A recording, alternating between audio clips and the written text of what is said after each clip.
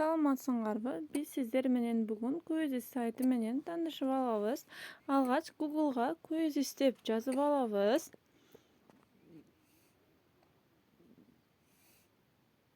Quizzes деп жазып алганыбыздан кийин биз Google аккаунтубуз менен катталып алышыбыз керек.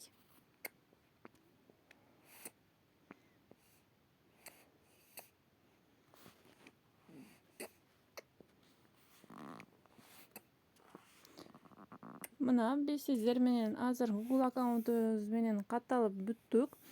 Эми Quizzes сайтында тест түзүүнү көрөбүз.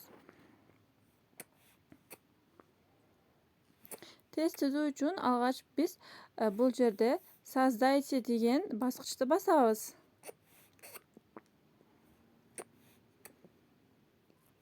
Андан кийин Множественный деген баскычты басып, тест түзүү үчүн кирип алабыз.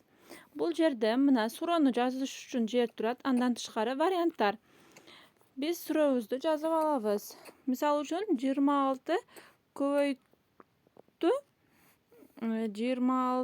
көбөйтүү 4 десек, бул жерде варианттар турат. Биз варианттарды дагы жазабыз. Мисалы 108 210 же болбосо 104. Биз бул жерде варианттарды көбөйтсөк же кыскартсак болот. Мисалы үчүн удалить баскычын бассак, варианттар кыскарат, а добавить деген баскычты бассак, варианттар кошулат. Андан кийин биз туура вариантты тандап алабыз. Мына туура вариантты тандап бүттүк.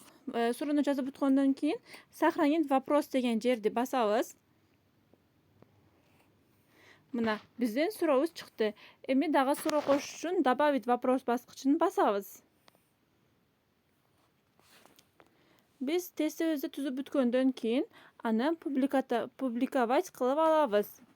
Мындан тышкары биз Quizzes сайтында өзүбүз тест түзсөк дагы болот. Мындан тышкары даяр тесттерди, викториналарды колдонсок болот.